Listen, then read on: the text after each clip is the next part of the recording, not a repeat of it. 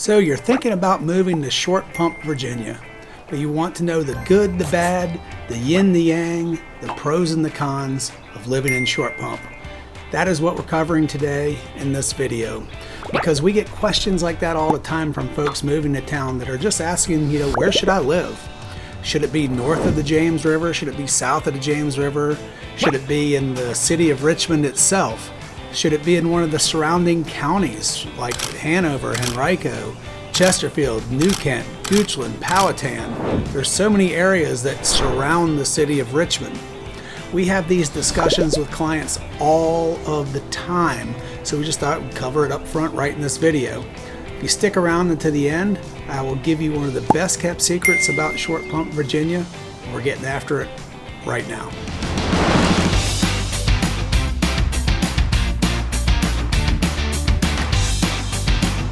So if this is your first time to the channel and you want to know everything there is about living in Richmond, Virginia, and the surrounding counties of Hanover, Henrico, New Kent, Goochland, Powhatan, and Chesterfield, then subscribe below and tap the notifications bell so you can be the very first to know about the current market in Richmond, Virginia.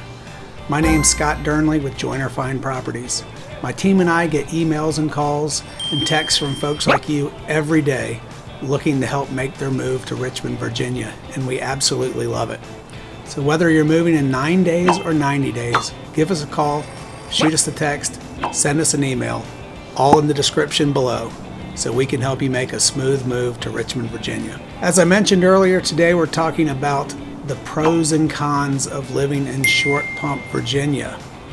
We're filming today from, it's a kind of a nice May day in the Richmond, Virginia area, so I'm actually filming from my back deck, and it is overlooking the beautiful Independence Golf Course. And not sure why I mentioned that, but just thought it was kind of nice to film outside today. But Short Pump, let's get back to Short Pump. It is a suburb of Richmond, Virginia in Henrico County.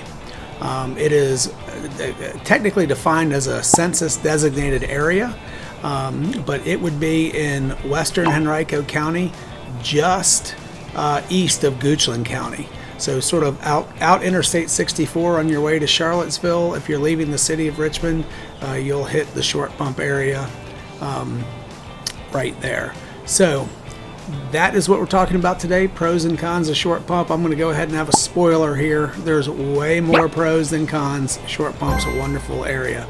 So let's get into number one. All right, so one of my very first pros about living in Short Pump would be it's really just a great central location. It's close to just about everything. So for work, if you're headed downtown, super easy. You just hop on I-64 East, and it is maybe about 10 to 15 miles. You'll be downtown in downtown Richmond for work. If you are working at Capital One or CarMax, their headquarters off of 288, super easy to get to, getting to 288 from Short Pump.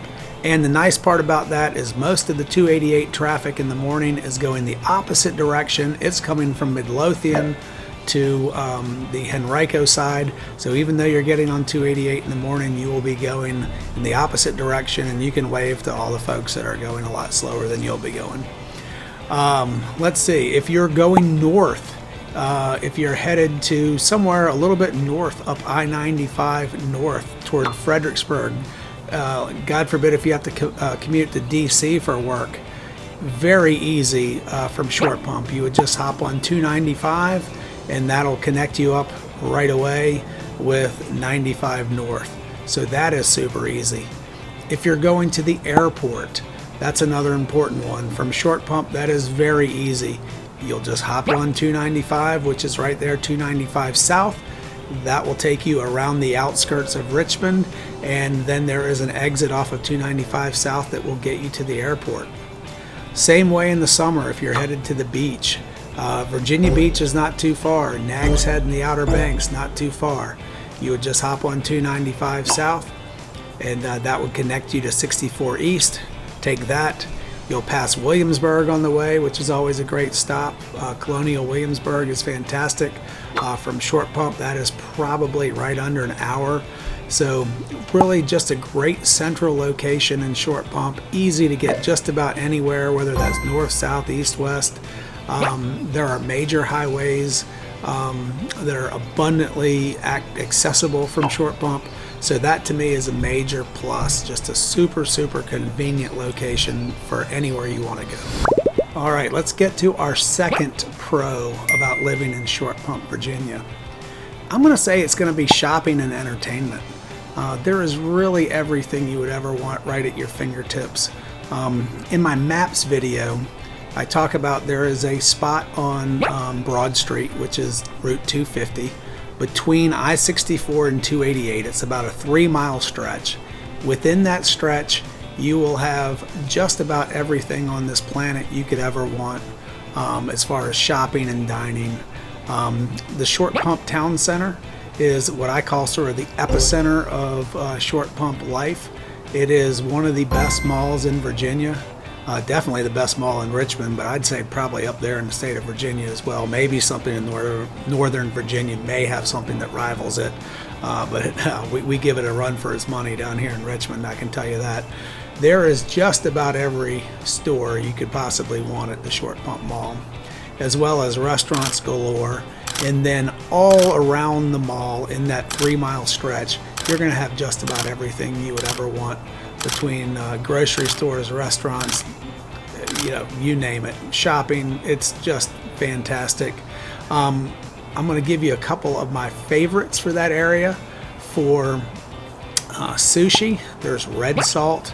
The sushi there is absolutely fantastic. They have happy hour specials every day with different sushi rolls. There's Wong's Tacos. That is a really interesting Asian Mexican fusion restaurant. I know that seems like a bizarre combination, but trust me, it's delicious. If you want the Japanese steakhouse where you sit around the big hibachi grill and they chop everything up and make the onion volcano and make the fried rice right in front of you and then serve it, there's the Kanpai Japanese Steakhouse. It's right there. Short Pump Town Center has the Cheesecake Factory, which it's got one of the biggest menus. Their menu looks like a dang encyclopedia. And then obviously the cheesecake is a winner there, since that's built into their name. Another one at the Short Pump Town Center I really can't say enough is the Texas de Brazil Brazilian Steakhouse. If you are a meat lover, you will think you've died and gone to heaven. That is absolutely amazing. So there's several other, there's so many restaurants. I'd be here for an hour if I was trying to go through them all. Then right out in that area, you have the Drive Shack. Drive Shack is very much like a Top Golf, just a fun place to go hit golf balls and play different golf-related games. And they have a nice big bar and heated bays. So in the winter, if you want to basically go whack some golf balls, you can do it, in the heat versus, freezing outside on a traditional driving range. Then Richmond is really known right now for its brewery scene. So while there's not that many itself, there is actually Rock Bottom Brewing in the Short Pump Town Center, which is very good, so I don't want to discount that. Another thing, I'm thinking of things as we go. There's the Funny Bone Comedy Club in Short Pump that's fantastic. So that would be something to check out. But then if you're into sort of more in the brewing scene, it's super easy to get to downtown Richmond and the Scott's Addition area, where you're going to find lots of those options. So lots of things to check out, and lots of entertainment in the Short Pump area. So just want to touch on one more thing entertainment-wise. While there is plenty of entertainment in Short Pump, there is an absolute ton in the city of Richmond, and that is so very accessible from Short Pump. I mentioned Richmond has really become an epicenter of the microbrewing scene, and in the city there's so many unbelievable microbreweries, and we're getting a really nationwide presence in that whole industry of the microbrewing. And the city also has things like the Flying Squirrels, which is our AA Major League farm team. They are really, really fun team. And we have things like River City Roll, which is probably the coolest bowling alley you'll ever go to. It's got a big bar, they have bands, and just a really cool bowling alley with a great vibe. There's Tang and Biscuit, which is sort of similar to River City Roll, but that's indoor shuffleboard and a great bar and band venue. There's the Park at RVA, which is a new entertainment space that is, I think, somewhere around let's see, I believe it has 55,000 square feet of entertainment space, and it checked in at a nice price of $8 million. This would have duck pin bowling, virtual and mini golf, a food hall with 30 restaurants, a beer garden, concert venue, karaoke room, comedy club. Again, this is not in Short Pump, but it is super easy to get to from there. And so I would say, even though it's not in, say, Short Pump proper, you're just a quick commute down Interstate 64 to get to all this, which again kind of feeds back into my Short Pump's just a great central location. So I think I'm going to finish up there with my description of the entertainment and shopping, because it really is top notch in Short Pump.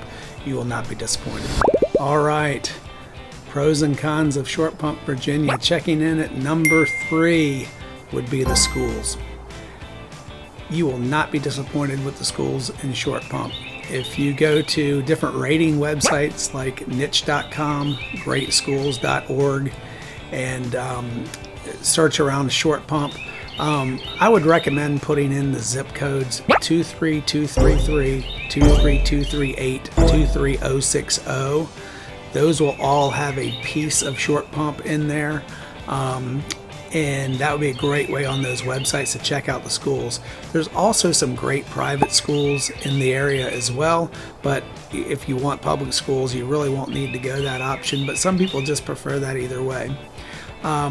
Definitely dig into this on your own and use these rating websites. I don't want to sit here and tell you what makes a great school, because what's good for you might not be good for the next person.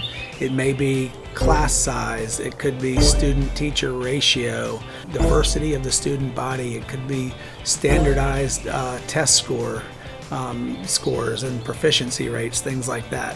Again, going to these rating websites will be a good way to see what's a proper fit for you and your family for the schools. But overall, the Short Pump and Western Henrico in general, well known for its schools, you won't be disappointed.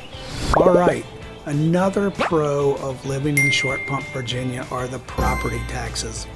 A lot of folks considering Short Pump are also going to just head right down 288 and look in the Midlothian area, which is sort of Short Pump's counterpart just south of the James River. Chesterfield is going to have fairly high taxes. They're going to be at 93 cents per hundred of assessed value, whereas Henrico, which is where Short Pump is located, they're going to check in a lot lower. They're going to be at 85 cents per $100 of assessed value. So just to put this in perspective, if you're buying a $500,000 home in Short Pump, your annual taxes will be $4,250, which is $354 a month. If you went south of the river and bought in Midlothian, that same $500,000 house in Chesterfield would have annual taxes of $4,650 or $388 a month, which is 9% higher. Now, the city of Richmond will always take the cake for the highest taxes, checking in at $1.23. So that will be covered in another video. But in general, Henrico is lower taxes compared with its counterpart in Chesterfield, which are two areas that are often kind of compared head to head. All right, we're now going to talk about our first con of living in Short Pump. You knew there had to be a few. There's not many, but there's a few, and we'll talk about those now. That would be the price of homes in Short Pump. With all the pros, the great schools, the great location, all the dining, all the shopping, so all those things that it has going for it, obviously home values are going to be high, which means you're going to pay a premium for a home. There is a premium to live in Short Pump. Really, there are only a few zip codes in the city of Richmond that might topple Short Pump as far as your dollar per foot. Let me give you an example. In Short Pump, Your average 4-bedroom, 2.5-bath house is going for $480,000 with an average year built of 1986. Now, if we head right down 288, just like we made that comparison on taxes, and we go to Midlothian in Chesterfield County, that exact same 4-bedroom, 2.5-bath is going to average $430,000 with an average year built of 1994. So, in Chesterfield, you can get about the same house for, on average, about $50,000 or 12% less, and you'd be 6 years newer on average. So that's just something to think about. There is a certain premium of living in Short Pump, but I think most folks feel that that's well worth it. But that's just something to consider when you're looking budget-wise about Short Pump. So our second con of living in Short Pump would be, if you're looking for new construction, there's just not too many options in the single-family realm. Now, if you're looking for a one of the 4-story sort of going up townhomes, oh my God, there's options galore. There's many options right in that corridor that we discussed on Broad Street between I-64 and 288. Lots of great new options there, but single family wise, areas like Midlothian are going to have way more single family neighborhoods, and a few of the ones that we do have in Short Pump, they're going to back right up to Interstate 64, and that's definitely not a plus for some folks. So you may be looking at a slightly older home in Short Pump versus some of the other areas. And for new construction, yes, while there are some options, they're just more plentiful in other areas and other counties than there are in Short Pump. So just one thing to think about. It's fairly minor, but definitely something to consider. All right, we have one last con of living in Short Pump, and this one's fairly minor. If you work downtown, you are going to experience some traffic on Interstate 64 on your commute to downtown. It's mainly where 95 South and 64, they're going to feed together right down at what's called the Bryan Park interchange. And at that point, things can get pretty slow. Now, depending on where you're coming from, if you're coming from Northern Virginia, if you're coming from somewhere west like California, you're going to laugh at what I'm going to call, congestion. But it is something to think about. You will have some slowdown there. Now, if you're working just about anywhere else, you'll be fine. But downtown, you can experience some delay on Interstate 64 in the mornings, and in the evenings going the opposite direction, going west in the evenings when you get off work. But again, very minor compared to most folks, with just one thing to think about if you're working downtown. All right, well, that's it for our pros and cons video of living in Short Pump, Virginia. I hope you found it enjoyable and got some good information out of it. These are the type of things we talk about with clients all the time when they're making their decision on where to land in the greater Richmond area. So overall, I think you really can't go wrong with the Short Pump area. It's a great place to live. As I kind of spoiled it at the very beginning, the pros, in my opinion, way outweigh the cons. There are going to be some negatives of living anywhere. Nothing, no one bats 100%, but Short Pump is a great place to live. So if you think it might be right for you or something you want to discuss and you want to talk more, just give me a call, shoot me a text, send me an email. All of this is in the description below. And until then, I hope to show you around town. Take care.